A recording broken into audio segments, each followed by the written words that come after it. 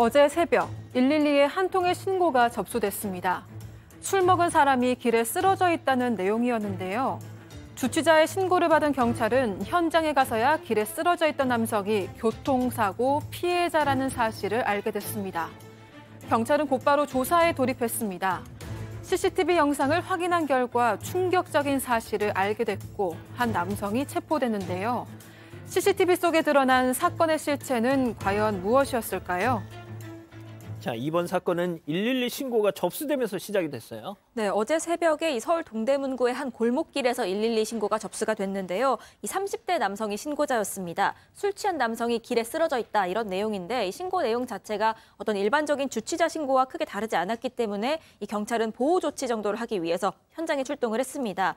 그런데 경찰이 현장에 가보니까요. 이 골목길에 쓰러져 있던 남성이 어떤 교통사고나 사건에 연루된 피해자처럼 보였다는 겁니다. 아하. 왜냐하면 그냥 쓰러져 있던 게 아니라 의식도 없고 호흡이 없는 상태였기 때문인데요. 아하. 이 때문에 경찰이 현장에서 심폐소생술을 진행했습니다. 동시에 소방당국에 공동 대응을 요청을 했고요. 이 남성은 병원으로 이송이 됐는데 현재 의식이 없는 상태입니다. 술에 취한 사람이 길바닥에 쓰러져 있어요라는 신고를 받고 갔더니 딱 그 쓰러져 계신 분의 상태를 봤더니 이거는 단순 주치자가 아닙니다. 자, 그렇다면 경찰이 확인해야 될 게 있죠. 그러니까 일단은 그냥 단순 주체 신고가 아니라 무언가 범죄 피해자일 가능성이 있는 상황이라면 맨 먼저 하는 게 주변 CCTV 확인입니다. 그리고 그 당시 시간대에 좀 확인할 수 있는 뭐 차량의 블랙박스 등을 보고 판단을 하는 건데 CCTV를 딱 보니까 새벽 1시 14분쯤에 한 운전자가 주택가 이면도로에서 길 가던 남성을 들이받은 사실을 확인했고요. 그리고 지금 보시는 것처럼 차에서 내린 운전자는 쓰러진 남성을 한번 쓱 보고 그냥 갑니다. 자, 좌상단 좀 잠깐 빼주실 수 있나요? 네. 예. 쓱 보고 그리고 좀 있다가 다시 차를 타고 도주를 하고요. 그리고 대략 한 10여 분 정도가 지나서 저 남성, 지금 차에 다시 탄 남성이죠. 예. 저 남성이 다시 현장에 돌아왔다가 귀가하던 것들이 다 확인이 됐습니다.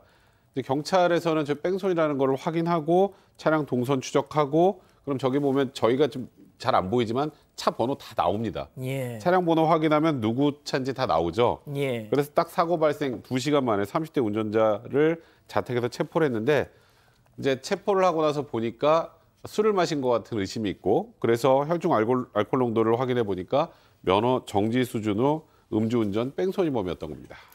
자, 보신 대로 이 경찰에 체포된 음주운전 뺑소니범의 정체 과연 누구였을까요? 체크포인트 짚어보죠. 수상한 목격자? 사실 수상한 목격자가 아니라 정말 뻔뻔한 목격자인데요. 지금 우리가 다 보셨다시피 이 30대 운전자 다시 현장으로 왔잖아요. 이 30대 운전사가 112 신고합니다.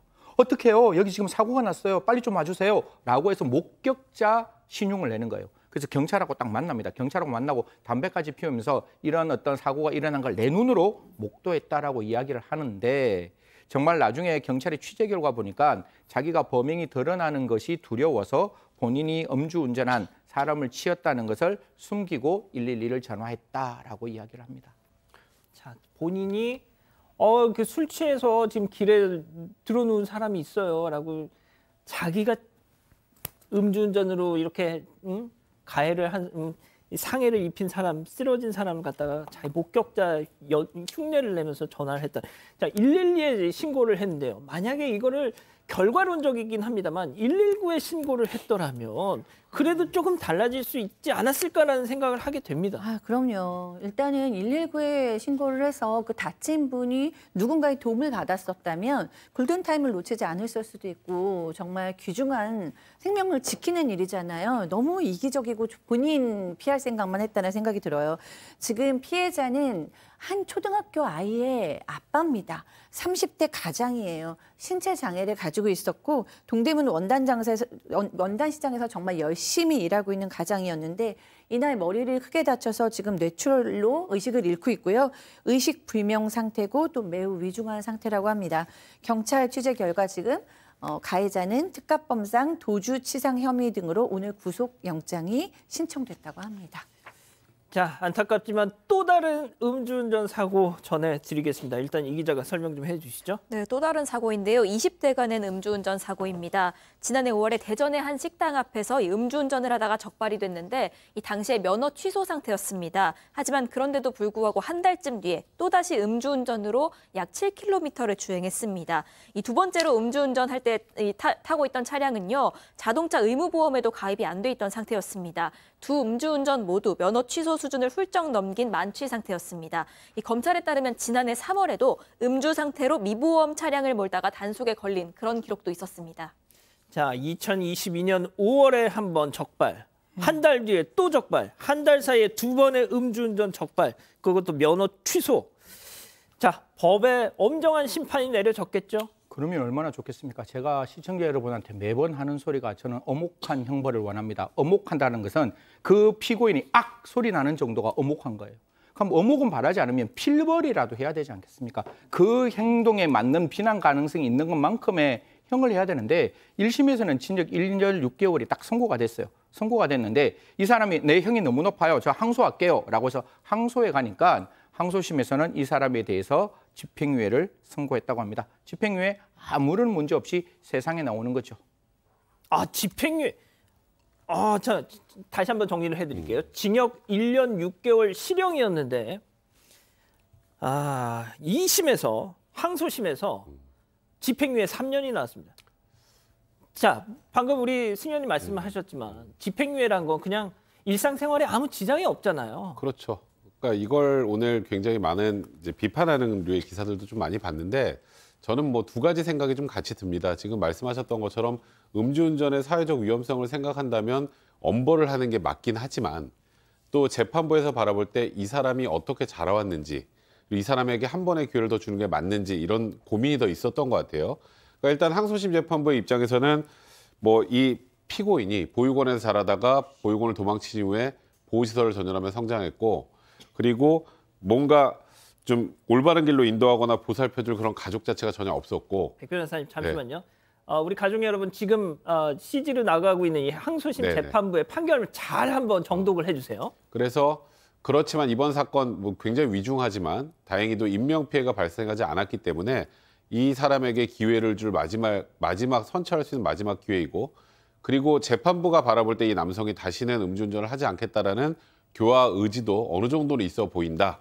그래서 부디 건전한 사회인으로 거듭나길 기대한다라고 하면서 1심에 징역 1년 6개월의 실형이 선고됐던 것에다가 징역형은 동일하나 뒤에 집행유예 3년을 선고해서 지금 말씀하셨던 것처럼 사실상 석방을 한 것인데 이제 저 마지막 기회고 교화 여지가 있어 보이니까 마지막 기회를 준다는 취지가 뭐냐면 저 3년 안에 만약에 집행유예 기간 안에 또다시 이제 또 면허 취소 수준의 음주운전을 하게 되면 그때는 저 1년 6개월 집행유예도 취소돼서 저것도 실형을 같이 살아야 됩니다. 그래서 항소심 재판부에서는 이 사람의 개선 의지나 살아온 환경 등을 좀 고려를 한 것으로 보이는데 말씀드렸던 것처럼 하지만 최근에 음주 사고들의 여러 가지 그런 것들을 좀 사회적 그 위험성들을 본다면 과연 이게 옳은 선택인지에 대해서는 여러 가지 의견이 있을 수 있을 것 같습니다. 자, 올바른 길로 인도하고 보살펴줄 가족이 없었다는 점에서 비난의 화살을 피고인에게만 돌리는 것은 온당치 않다. 보육원에서 자랐기 때문에. 자, 이 관련 기사에 달린 베스트 댓글이 뭐였냐면요. 음주운전하면 안 되는 거야라고 부모가 알려줘야 안 하는 겁니까? 이게 그 보육원 전전하는 거하고 음주운전하는 거하고 이게 무슨 상관관계가 있는지 저는 솔직히 잘 모르겠거든요. 네, 저는 이제 보육원에서 이제 이 퇴소를 해서 자립을 한 청년들이 요즘 좀 종종 만나기도 하는데요. 물론 이 재판부가 얘기하는 정말 누구의 보호도 없었다, 그것을 선처하고 싶다라는 것이 저는 완전히 이해가 안 되는 바는 아닙니다. 하지만 이렇게 보육원이나 시설에서 자란 아이들의 대부분은 이것을 스스로 뭐 기사라든가 책이라든가 뭐 여러 가지 이제는 청소년 때면은 기사 검색도 많이 하잖아요. 여기서 이제 알고 스스로 배울 수 있는 사회 기초적인 도덕이고 윤리인 거죠. 그리고 이제는 성인이 되었기 때문에 사실은 예전에 내 환경이 어땠다라는 것은 변명에 지나지 않는다는 것을 본인이 좀 알 필요가 있고요. 제가 가장 우려하는 바는 그렇다면 또 이 청년은 저는 반드시 이제 재범이 있을 거라는 생각이 들어요. 저절로 음주운전을 하지 않는 법을 이제는 어떻게 배우지? 이런 생각이 드는 거예요. 누군가가 사고를 나야, 죄 없는 누군가가 음주운전에 또 피해자가 되어야 그때 이때 집행유예 주면 안 되는 거고 따끔하게 가르쳤어야 되는구나. 1년 6개월의 형을 통해서 이 청년이 음주운전이 얼마나 무서운 것인지 따끔하게 또 배울 수 있는 기회를 놓치는 건 아닐까라는 생각 좀 개인적으로 들었고요. 그렇기 때문에 이거에 대해서는 변호사님이 얘기하신 대로 의견이 다양할 수는 있지만 기본적으로는 국민정서법에는 많은 분들이 이거는 옳지 않지 않나라는 의구심을 가질 것 같습니다. 하나만 딱 10초만 쓸게요. 이 음주운전에서 가면 3년 동안 집행유예 할 때 치료해야 되잖아요. 치료가 모법상 제가 음주운전했는 사람에게 치료 명령 할 수 있도록 만들었는데 치료 명령 좀 하세요. 법원이 왜 치료 명령 안 하는지 이 사람 따끔하게 치료는 받아야 되지 않겠습니까? 형벌은 못 구한다 할지라도. 자, 이 승하양 음주운전 참변 이후에도 지난 이틀간 서울 경찰이 서울 시내 스쿨존 단속을 했더니 이틀 동안만 면허 취소, 정지 처분이 나온 음주운전자가 7명이었답니다. 7명. 아마 다음 주에도 저희는 음주운전 사고 전해드릴 거고요. 다다음 주 계속 전해드릴 겁니다. 이제 날 풀려가지고 주치자들이 엄청 늘었다는데 큰일입니다, 진짜. 이 사건의 진실을 추적하고 싶으십니까? 그렇다면 사반 채널을 구독해주세요. 지금까지 이자연 기자였습니다.